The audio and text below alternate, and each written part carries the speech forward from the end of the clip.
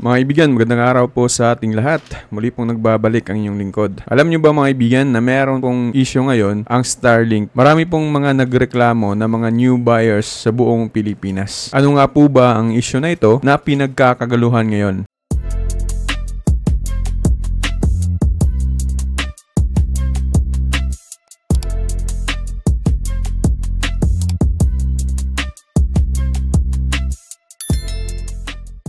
Oo nga pala mga kaibigan, gusto ko pong i-shoutout yan pong atin pong mga kaibigan na nag-join po sa atin pong pa-shoutout. Pasensya na po kayo at tayo po ay natagalan sa atin pong pag-upload sa atin pong YouTube channel. Gusto ko lamang pong i-shoutout ang kaibigan natin na si Jill Suelo, no? Makikita po nyo sa screen sila. Si Sir Roberto Cibalios, Sir Tutong Liarte, Sir Joel Agbist, at saka si Sir Orlando Abarientos. Maraming salamat po sa pag-stay ho natin sa atin pong YouTube channel na pa-shoutout mga kaibigan. Napakalaking tulong ho talaga sa pag-stay ho ninyo sa atin pong YouTube channel. Alam niyo po ba mga kaibigan, totoo pala ang mga balita ngayon na mawawala na ho talaga ang Starlink. Ang ibig kong sabihin mga kaibigan, mawawala na po talaga ang Starlink na Gen 2. So yun kasi yung mga balita natin ngayon na naririnig. Kaya daw po ay nagbigay sila ng refurbish, no, na mga item. Kasi nga po, ang ibibenta na po ng Starlink ayun na pong Gen 3. Baka siguro mga kaibigan, sa dami na po ng Gen 2 na Starlink sa buong Pilipinas ay mas lalo pong humihina yun pong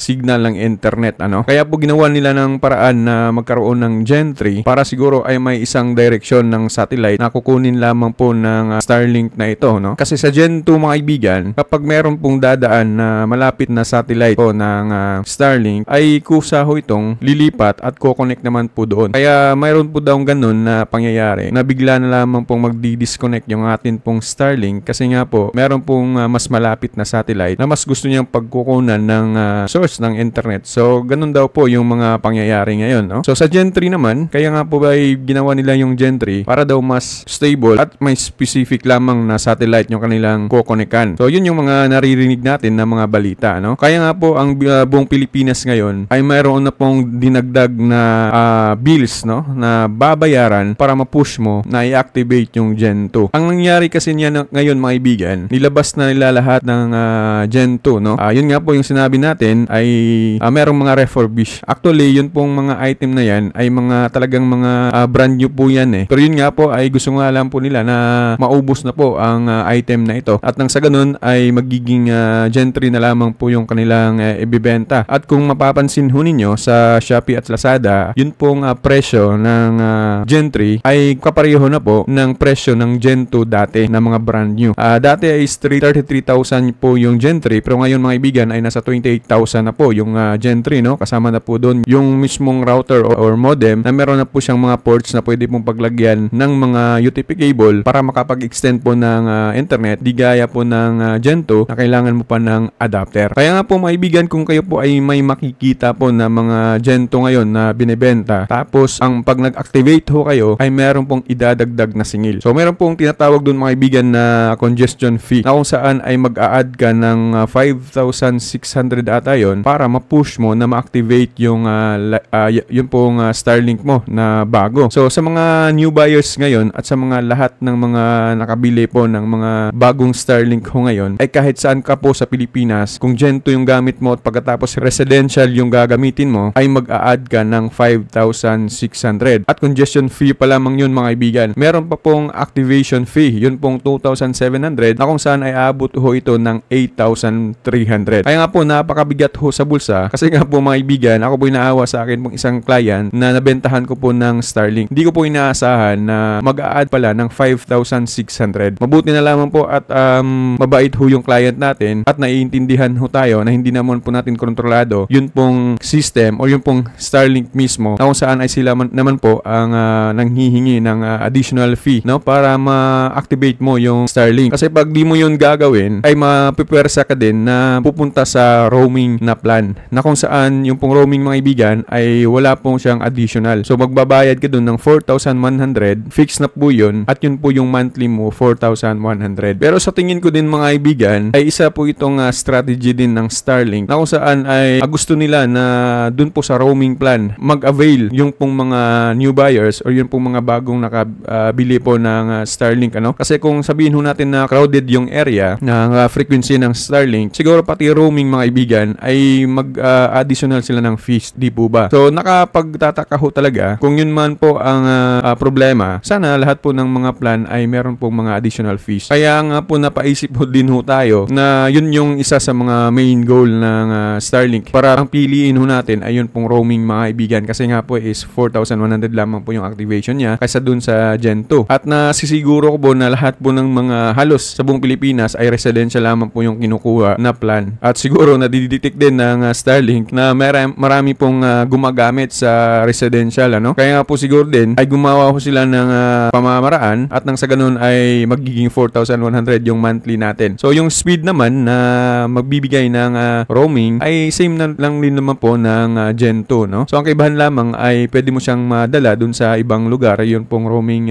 plan mga kaibigan. Yun yung mga residential ay dun lamang po mismo sa location na kung saan ay dun mo na-activate, no? Kaya ngayon marami hong nagre-reklamo at gusto nga po nilang isauli yun pong mga item na bili po nila mga kaibigan. Pero di po pwede mga kaibigan sapagkat refurbished or brand new ay ganun nga po talaga, mag-a-add ho talaga ng congestion fees kahit sang lugar po dito sa Pilipinas. Kaya po kung kayo po ay magbabalak na bumili ng Starlink Gen 2, make sure na may malaki ho talaga tayong budget. Ayaw nga din po pala mga kaibigan, hindi din po ako sigurado sa Gen 3 kung ang residential plan po ba ay ganun din, mag-a-add din po ba ng congestion fees, ano? Pero ang sigurado lang natin dito, kapag tayo po ay residential plan lamang, ay talagang mag-a-add ho tayo ng additional 5,600. Pero kung roaming plan naman, ay hindi na po tayo mag-a-add doon. 4,100 lamang po talaga, yun pong babayaran. Kaya nga po yun pong ginawa ng aking isang client, kumuhan lamang po siya ng roaming plan. Kasi malaki daw po yung babayaran kapag residential. Sabi ko naman, 4,100 yung monthly, pero okay lang daw. Okay, so yun yung napili niya. Buti na lang yung mga customers na natin, client natin sa Starlink ay mababait din. At talagang naiintindihan din nila tayo, no, ng mga seller po ng Starlink. Kaya nga po ako po ay talagang naaawa doon sa atin pong mga kaibigan, no, na gusto pong magkaroon ng Starlink. So first time pa na may Starlink, yun pa meron po pong additional na babayaran. Ay isa din po sa problema mga kaibigan ng seller or kami po mga seller po ng Starlink ay kung meron pong problema yung mga Starlink, yung mga parts po ng Starlink, no. Nangyari po yan sa akin kahapon na meron po tayong client sa Taga-Agusan, no. So ang problema, yung dish po mismo ay hindi po siya gumagana. So ngayon, syempre nagpa-support ho tayo. Ang gagawin natin yan is kinokontak ho natin ang mismong site ng Starlink. Pero may assurance naman po tayo kasi meron din naman pong iba na kung saan ay binabalik nila yung mga parts na nasisira. At within 15 days or 18 days, bumalik din naman po yun pong replacement ng parts ng Starlink kung saan po yung nasisira na part po ng Starlink mga kaibigan. Hindi naman po ito tatalikuran mismo ng may-ari po ng Starlink. Talagang nagre-replace ho sila.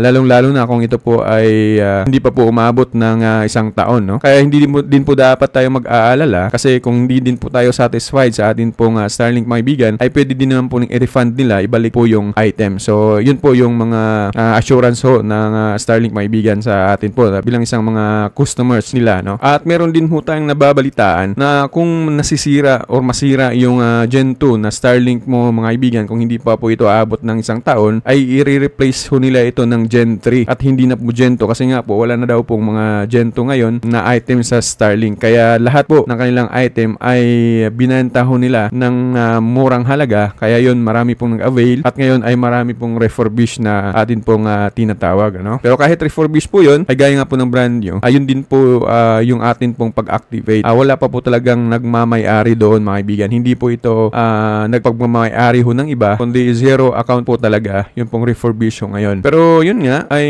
baka mapiktuhan ho yung sales ho ng Starlink na binebenta sapagkat meron pong additional. Sana sa Gen 3 ay sana po ay wala, ano? Pero kung meron din, yun, mas mahal yung magiging pagbili natin sa item na ito. Pero kung tayo naman po ay nakakabawi ho agad, make sure din po na yung pong atin pong paglagyan ng Starlink ay talagang makakabawi ho tayo dun po sa capital mga ibigan na atin pong ginastos, no? Pero kung much money naman ho tayo at personal lamang po yung atin pong Starlink, ay pwede po mga ibigan. So yan lamang po yung ating information ho sa araw na ito. Salamat po sa pag-subaybay ho ninyo sa atin pong YouTube channel. Kung kayo man po ay baguhan sa ating YouTube channel mga ibigan, huwag ho niyong kaligtaan na mag-subscribe, mag-like ho na ating video, mag-share ho ng ating video mga ibigan bilang pasasalamat na din po. At ang pinaka-importante sa lahat na i-hit ho ninyo ang atin pong notification bell. Maraming salamat ho and God bless us all.